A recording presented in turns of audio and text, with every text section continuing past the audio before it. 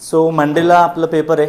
So आता मंडेला paper असताना आपण 2-4 दिवसात काय करू शकतो, कसं चांगलं अजून भीती कमी होईल आणि आपण मॅक्झिमम टाईम आपलं युटिलाइज होईल ते आपण एकदा बघू. सो अभ्यास चालू करण्याअगोदर सगळ्यांना असं वाटतं की एक्झॅक्टली क्वेश्चन कसे येणार आहेत. मग आपण काय करतो की इकडे तिकडे व्हिडिओ बघत असतो किंवा कोणाला फोन लावतो, मित्रांना विचारतो, कोणीतरी PDF वगैरे काहीतरी शेअर केलेलं असतात की हेच करा ते नका करू. ह्या सगळ्या गोष्टी तुम्हाला हेल्प करतच असतील, कधी कधी डिस्ट्रॅक्ट पण करतात. सो मी एक तुम्हाला सोपी आणि स्टुडंटसाठी एक स्ट्रॅटेजी सांगतो की कसं आता हा आपण 3-4 दिवसात वेळ आपलं चांगलं युटिलाइज करू शकतो. PYQ घेतलं मी मागच्या वर्षीच्या 2024चा पेपर आहे. ह्याच्यामध्ये आपल्याला बघा काय कसं पेपर असतो, कसा दिला असतो. तुम्ही आमचा एक मागचा व्हिडिओ जर बघाल तर तुम्हाला तिथे अंदाज येईल की पेपर कसं सोडवायचा, कोणत्या प्रश्नाला किती वेळ द्यायचा, चॉईसेस ऑफ क्वेश्चन्स किती मॅटर करतात. आता आपण बघू की पेपर बघून तुम्हाला ती फिलिंग कशी येईल आणि मग कोणते क्वेश्चन्स कसे अटेम्प्ट करायचे. ठीक आहे. So this is 2024 question physics HSC. बघू आपण कसं चालू होतं. सगळ्यात पहिलं तुम्हाला दिलं राहील गिवनमध्ये सगळे डायमेन्शन्स तुम्हाला दिलेत. डायमेन्शनपेक्षा आपण अजून मोर करेक्टली म्हणू तर युनिट्स आणि मग कॉन्स्टंट्स. ठीक आहे. जे जे गरजेचे वाटतात. आता कधी कधी याचा फायदा असा होतो की तुम्हाला मास, हे बघा युनिट्स दिसत आहेत, युनिट्स. ह्या युनिट्समधून तुम्ही डायमेन्शन्सचे क्वेश्चन्स अटेम्प्ट करू शकता. हे त्याच्यासाठी तुम्हाला हेल्पफुल होतील. आणि कधी कधी क्वेश्चन्समध्ये जर डायमेन्शन्स आले तरी तुम्हाला येत नाही, तुम्ही एक रेफरन्स घेऊ शकता. ठीक आहे. सो बघू, जर काही इनडायरेक्टली क्वेश्चन आले तर इथून बघायचं. काइंड ऑफ ट्रिक्स आणि चीट कोड्स आपण म्हणू शकतो. त्याच्यानंतर क्वेश्चन्स चालू होतात. ठीक आहे. म्हणजे सेक्शन A बघा आणि MCQ असतात. इथे एकदा वाचून घ्यायचं. Select and write the correct answer. ठीक आहे sir. Select and write the correct answer ह्याचा अर्थ असतो फक्त ऑप्शन लिहू नका, आन्सर्स पण लिहा. ठीक आहे. नाही तर कधी कधी खूप मुलं असं करतात की पहिल्याचा B किंवा A, दुसऱ्याचं तुम्हाला C लिहायचं आहे. पण बोर्डाला अपेक्षित असतं की जर तुम्ही पहिल्याचं A लिहिलं आहे तर तुम्हाला असं सगळं लिहून यावं लागेल. That's why write the correct answer. ठीक आहे. Choose the only correct option असतं तर ते पण इथे राईट आहे. सो तुम्हाला ऑप्शन लिहावं लागेल. आता ना प्रश्न काय आहेत, कसे येतील, MCQ सर कोणत्या लेवलचे येतील ते एक वेगळं असतो. त्यासाठी आपण एक वर्षभर त्या गोष्टी केलेच आहेत. तुम्ही बाकीचे ऑनलाईन व्हिडिओ बघू शकता आमचे, तिथे तुम्हाला ते समजेल की कसं कोणता अभ्यास करायचा. आता मी तुम्हाला इथे हे सांगणार आहे की क्वेश्चन्स MCQ कसे डील करायचे. सगळ्यात पहिलं क्वेश्चन वाचताना मोमेंट ऑफ इनर्शिया इथे तुम्हाला काढायचे. ठीक आहे. कशाचे काढायचे? डिस्कचे काढायचे. आणि कशाबद्दल काढायचे? Central axis.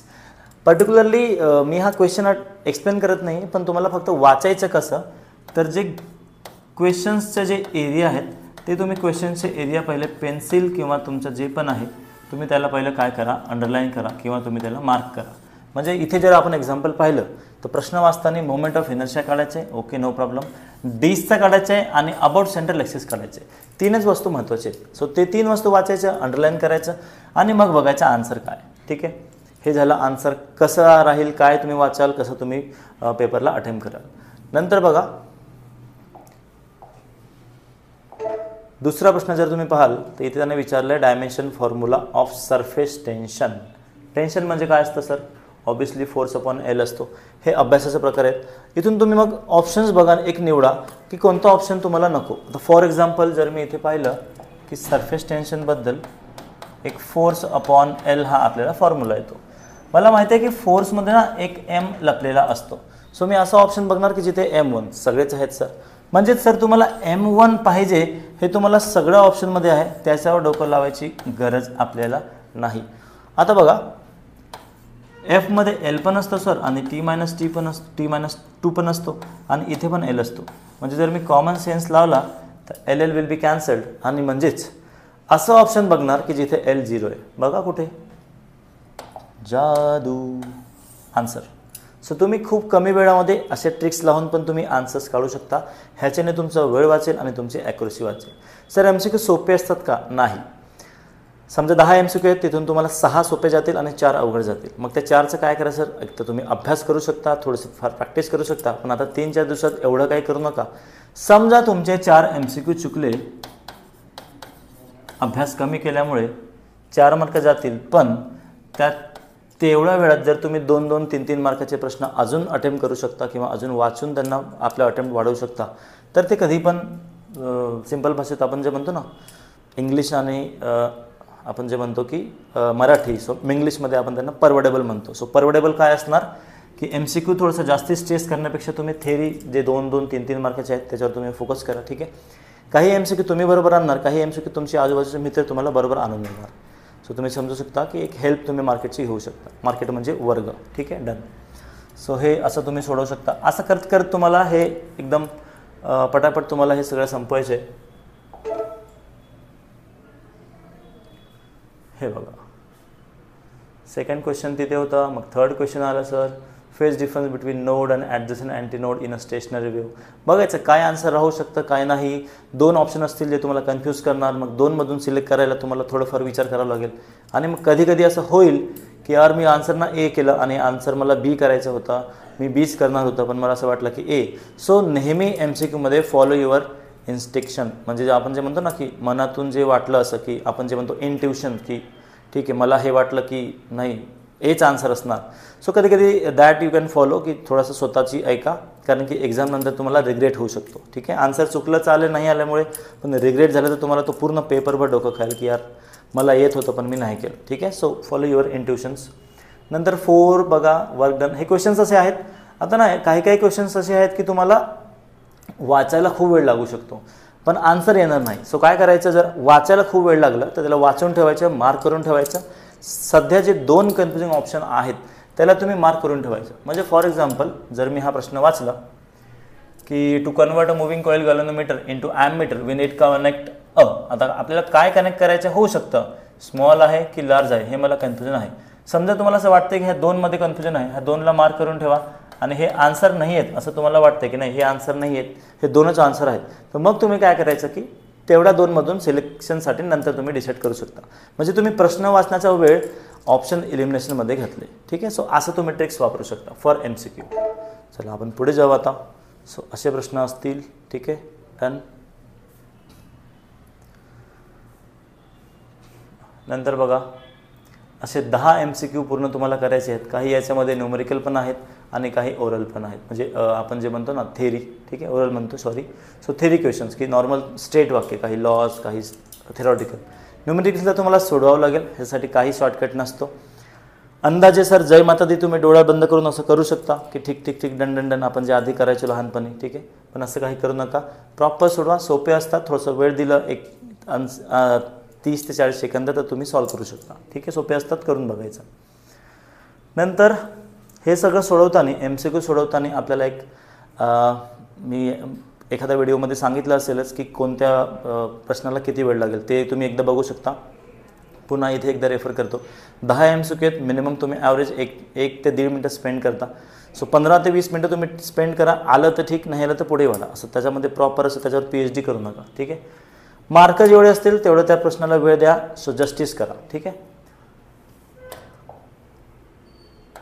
Question number 2, answer the following question. ह्याच्यात काही नाही, सरळ. जेवण झालं का? हो. कशाची भाजी जेवण केलं? समजा आलूची भाजी असेल तर आलूची. स्ट्रेट फॉरवर्ड क्वेश्चन असतात. Define centripetal force. डिफाईन करायचं. किती लाईनमध्ये सर? 2मध्ये. Detergent powder mix with water to wash clothes. एकदम वाय म्हणलंय, म्हणजे किती सर? 1 लाईनमध्ये रिझन. कारण की किती मार्काचे? 1च मार्काचे. What is the resistance of an ideal voltmeter? Infinity असतं. काय असतं बघा आन्सर, ते तुम्हाला माहितीच असेल. आता एवढं तर अभ्यास झालाच असेल तुमचं. ठीक आहे. सो जे पण आन्सर आहे कमी शब्दात लिहायचं, क्वेश्चन नंबर बरोबर करायचा, जास्त एक्सप्लेन त्याला करायची गरज नाही. Write the formula. फक्त त्यानं फॉर्म्युला लिहा म्हणलं, एक्सप्लेनेशन नाही, ओनली फॉर्म्युला. फॉर्म्युला लिहा आणि पुढे वाढा. ठीक आहे, पूर्ण एक्सप्लेन करायची गरज नाही. सो असे हे क्वेश्चन असतात, म्हणजे तुम्ही ना तुमचा वेळ वाचवू शकता, हे मला सांगायचं आहे. ठीक आहे. आता बघा 8 क्वेश्चन आहेत, सगळे सॉल्व्ह करायचे आहेत. Yes, binding energy, surrounding. आता क्वेश्चन नंबर 2 वर जर तुम्ही याल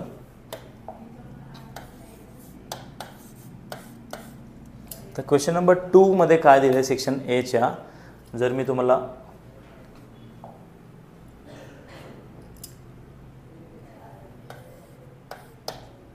क्वेश्चन 1 मध्ये सर 10 MCQ होते, तुम्ही ते 10 MCQला डील केलं. ठीक आहे. क्वेश्चन नंबर 2 मध्ये एक आपण त्यांना म्हणतो ना 1 लाइनर क्वेश्चन्स होते. ठीक आहे. ह्याच्यामधून तुम्हाला काही येणार काही नाही येणार. सो तुम्हाला थोडंसं काय करायचं आहे, जे पण क्वेश्चन्स आहेत, आता तुम्हाला बघा इथे 2 तुम्ही करू शकता. एक आता प्रिपरेशन आणि दुसरं पेपरच्या टाईममध्ये, पेपर टाईम प्रिपरेशन. आता सर हा पेपर टाईम प्रिपरेशन म्हणजे सोप्या भाषेत म्हणू शकतो आपण ड्युरिंग पेपर. ठीक आहे, पेपरच्या वेळेत आपल्याला कसं प्रिपेअर करायचं आहे त्या 3 तासामध्ये, आणि घरी काय करायचं आहे, म्हणजे आता हे 3 ते 4 दिवसाचे मॅटर आहे. ठीक आहे, सो जेव्हा तुम्हाला माहिती आहे की क्वेश्चन नंबर 2 मध्ये सिम्पल क्वेश्चन्स येणार आहेत, तुम्हाला काय करावं लागेल, प्रत्येक टॉपिक वाईज प्रत्येक जे तुमचे लेसन्स आहेत चॅप्टर नंबर 1, 2, 3, 4 किंवा मग अजून तुम्ही 11, 16, 10 असे जे बेसिक जे टॉपिक्स आहेत जे तुम्हाला चांगले येतात त्याच्यातले तुम्ही सिंगल 1 लाइनर क्वेश्चन्स तुम्ही काढा. आणि अजून चांगलं जर तुम्हाला करायचं असेल तर तुम्ही काय करायचं, 4-5 वर्षाचे PYQ बघायचे, त्याच्यामध्ये तुम्हाला अंदाज येऊन जातो की कोणते डेफिनेशन्स त्याने विचारले आहेत. कधी तो सेंट्रिपिटल फोर्स आणि सेंट्रिफ्युगल फोर्सचा डिफरन्स विचारेल, तर कधी डेफिनेशन विचारेल. एक मागच्या वर्षी बघा 2023 मला वाटतं 23मध्येच की डिफाईन रेडियस ऑफ गायरेशन विचारलं होतं. मग कधी होऊ शकतं की त्याचं तुम्हाला डेरिव्हेशन आणि फॉर्म्युला विचारू शकतो. सो त्याचे एरियाज फिक्स आहेत, ते तुम्हाला तेवढे एरिया माहीत पाहिजे. त्याच्याने काय होईल, चान्सेस वाढतील. 1 ते 2 प्रश्न नक्कीच असे क्वेश्चन 2 मध्ये असणार की जे तुम्हाला येणार नाही, ते तुम्हाला थोडंसं डोकं लावावं लागेल. सो तेवढं तर स्कोप बोर्डाचं आपल्याला तेवढी रिस्पेक्ट दिलीच पाहिजे. ठीक आहे, एवढं ऑनरेबल बोर्ड आहे तर काही ना काही तर ते तेवढं ट्रिक्स ते टाकतीलच. Okay, done. So question number 1, question number 2. आता हाऊ टू प्रिपेअर, ठीक आहे, फॉर क्वेश्चन नंबर 1 आणि क्वेश्चन नंबर 2. म्हणजे जर अजून सिम्पली आपण म्हणलं तर सेक्शन ए साठी आता मी काय प्रिपेअर करू सर. एक्सरसाइजचे सगळे क्वेश्चन सोडवू का सर? नाही. आता तुम्ही जर सगळे क्वेश्चन सोडवायला लागले तर तुमचं काय होईल की वेळ इथे खूप जाणार. मी तेच म्हटलं, सेक्शन ए जर तुम्ही पाहाल तर हा 10 मार्काचा आहे. ठीक आहे सर, आणि जर ते बघाल तर हे 8 मार्काचे आहे. टोटल ना इथे 18 मार्काचा खेळ आहे पूर्ण.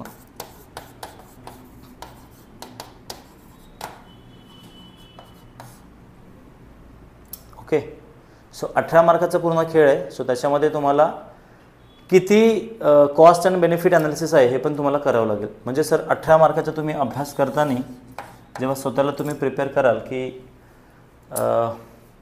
आपण जे म्हणतो की सर किती फायदा होईल, किती वेळ देऊ, क्या सगळ्या गोष्टी करू, मग ह्याच्यामध्ये तुम्हाला थोडीशी गडबड होऊ शकते. 10 मार्काच्या MCQमधून तुम्हाला 5 आणि 6 ॲव्हरेज सगळ्यांना येतील. 8 मार्कामधून तुम्हाला एक 4 ते 5 सगळ्यांना येतील. त्याच्यामध्ये तुम्हाला काय करायचं आहे, आत्तापर्यंत आलेले PYQ सगळे एकदा डेफिनेशन वाचा. आणि सगळ्या लेसनमध्ये तुम्ही कुठेही क्लास लावले असेल, तुमच्या वर्गात स्कूलमध्ये कुठलेही टीचर असतील त्याने सांगितलं असेल की बघा ह्याची डेफिनेशन येऊ शकतं. सो तुम्ही एक 4-5 तासाचा वेळ द्या. त्याच्यात MCQचे एरियाज मार्क करायचे, फॉर्म्युलेज मार्क करायचे, न्यूमेरिकलसाठी जे लागणार डेफिनेशन्स मार्क करायचे, जसं अँगल ऑफ कॉन्टॅक्ट आहे, फॉर्म्युलेज आहेत, नंतरचे जे पार्ट 2 आहे फिजिक्स म्हणजे ते इलेक्ट्रिकल पोर्शनवालं, त्याच्यात पण तुम्ही ते फॉर्म्युले बेसिकवाले जे ते असं तुम्ही करून त्याला तुम्ही डन करू शकता. असं खूप वेळ तुम्हाला ह्या सेक्शनला दिला नको पाहिजे. मला असं वाटतं की एक 3 तास घ्या आणि 3 तासामधून पण उद्या पेपर आहे आणि आज वाचायचे तर तुम्ही सेक्शन ए साठी थोडंफार रिवाईज करू शकता. ठीक आहे, सो 1 तास त्याला तुम्ही आदल्या दिवशी द्या. म्हणजे समजा सोमवारी पेपर आहे तर तुम्ही रविवारच्या नाईटला तुम्ही पटापट सगळे डेफिनेशन वाचू शकता. ह्याच्यात श्युरिटी कमी असतं, येईलच की नाही येईल, पण जर आलं तर तुम्हाला ते पटापट लिहिता आलं पाहिजे. ठीक आहे, सो तुम्ही असं थोडंसं प्रिपेअर तुम्ही करायला पाहिजे. ओके, सो सेक्शन ए आपलं झालं आहे. आपण आता सेक्शन बी वर येऊया. ठीक आहे, सेक्शन बी मध्ये जर तुम्ही मोस्टली बघाल एक्सप्लेन, डिफाईन म्हटलं आहे सर, पण इथे SI युनिट आणि डायमेन्शन म्हणजे ना पार्टमध्ये तुम्हाला ब्रेकअप करायचे. ठीक आहे, ब्रेकअप म्हणजे इथला. ठीक आहे, सध्या फोकस करा, एक्झाम आहे, नंतर बाकीचं बघू आपण. सो डिफाईन, SI युनिट आणि डायमेन्शन. सो डायमेन्शन अर्धा मार्क, SI युनिट अर्धा मार्क आणि डिफाईन सर 1 मार्क. किती झाले? 2 मार्क. मग लिहिताना ह्या गोष्टी आपल्याला लक्षात ठेवायच्या आहेत की डिफाईन म्हणलं तर इथं द्या डिफिनेशन, नंतर लिहिलं SI युनिट, नंतर डायमेन्शन. असं व्यवस्थित तुम्ही इथे लिहून बरोबर प्रॉपर म्हणजे चेक करणाऱ्याला कमी त्रास. ठीक आहे, त्यांना तुम्ही त्रास दिलं तर तुम्हाला त्रास द्यायला मागे बघणार नाही. ठीक आहे, सो नंतर बघा सर डेरिव्हेशन तर आलेच नाही, आले की बघा obtain the differential equation of linear SHM. हे केलं होतं सर पण मी विसरलो, असं होऊ शकतं. थोडंसं घाबरू नका, एकदम शांतीने काय करायचं, पहिलं एका लाईनमध्ये SHM तुम्ही डिफाईन करा की एक्झॅक्टली काय. तुम्हाला माहीत असेल SHM मध्ये काय असतं सर, की जो A असतो that is nothing but -ω² × x. तुम्हाला हेच म्हणजे सर कसं असं जो नॉर्मल तुमचा एक एक्सप्रेशन आहे ते तुम्हाला इथे डिराईव्ह करायचे. ऑप्टेन म्हणजे असतं सर डेरिव्हेशन. ठीक आहे, हे तुम्हाला डिराईव्ह करायचं आहे. असे क्वेश्चन्स आहेत. आता अभ्यास करताना हे PYQ जर तुम्ही लक्षात ठेवलं तर तुम्हाला तो क्वेश्चन समजेल की ओके, कधी कधी काय असतं तुम्हाला प्रश्न माहीत असतं, उत्तर माहीत असतं, पण ह्या प्रश्नाचा हा उत्तर हेच माहीत नसतं. सो जो लिंकेज आहे त्या लिंकेजसाठी तुम्ही मागच्या वर्षीचा पेपर एकदा रेफर करून गेलं पाहिजे. त्यासाठी हे व्हिडिओ थ्रू आपण तुम्हाला एक हेल्प करतोय. ठीक आहे. Explain the construction of spherical. आता याच्यात काय करायचं, तुम्हाला कन्स्ट्रक्ट करायचे आणि त्याला एक्सप्लेन करायचं आहे. क्वेश्चनचा अर्थ समजणं आणि डिमांड ऑफ द आन्सर खूप महत्त्वाची आहे. 2 मार्काचा असो किंवा 1 मार्काचा असो. त्याने म्हटलं explain the construction of spherical wavefront. तुम्ही काय लिहून याल, हायगन प्रिन्सिपल. सो असं त्याला ते नको, त्याला ते स्पेरिकल वेव्हफ्रंटचं कन्स्ट्रक्शन एक्सप्लेन करायचं आहे. सो त्याने जे विचारलं ते सांगायचं, कमी शब्दात आपलं पूर्ण आपल्याला बोलता आलं पाहिजे की आपण एक्झॅक्टली काय म्हणतोय. ठीक आहे. ह्याच्यामध्ये बघा सेक्शन बी मध्ये अटेम्प्ट आणि 8 क्वेश्चन, ह्याच्यामध्ये न्यूमरिकल पण आहेत. पण मला असं वाटतं की तुम्ही जर थेरी क्वेश्चन चांगलं केलं असाल तर तुम्ही ते पण करू शकता. ठीक आहे. आणि ह्याच्यात एक लॉजिक असतं की पार्ट 1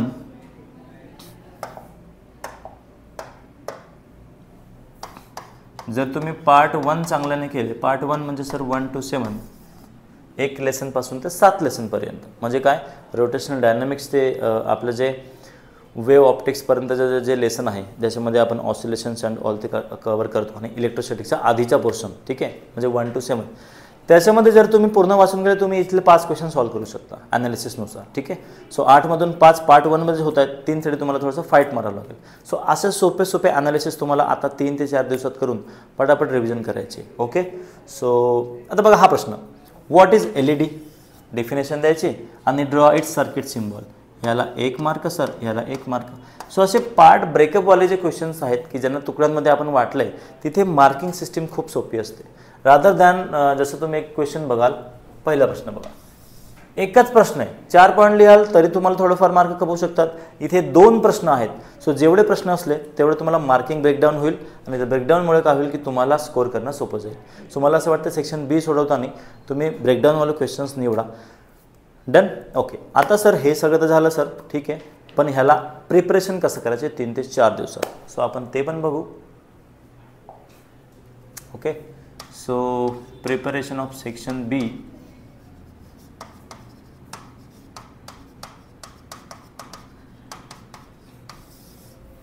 सो मी तुम्हाला एकदम सोपी स्ट्रॅटेजी सांगतो बघा. पार्ट 1 आणि पार्ट 2. सर पार्ट 1 पार्ट 2 काय, चॅप्टर नंबर 1 to 7 पार्ट 1 मध्ये घ्या आणि 8 to 16 घ्या पार्ट 2 मध्ये. आता ना तुम्ही जर रेग्युलर अभ्यास केला असेल तर तुम्हाला माहिती आहे की काही टॉपिक्स इथले सोपे आहेत जे तुम्ही चांगलं केलेत. का, सुरुवातीला बघा नवीन आपण क्लास करतो, सगळं मस्त छान छान असतं, तेव्हा आपण काय करतो 4 लेसन सुरुवातीचे चांगले करून घेतो. ह्या 4 लेसनमधून काहीतरी पोर्शन तुमचे कव्हर होतील. इथे तुम्हाला एक 2 ते 3 क्वेश्चन इथून मिळतील. ठीक आहे.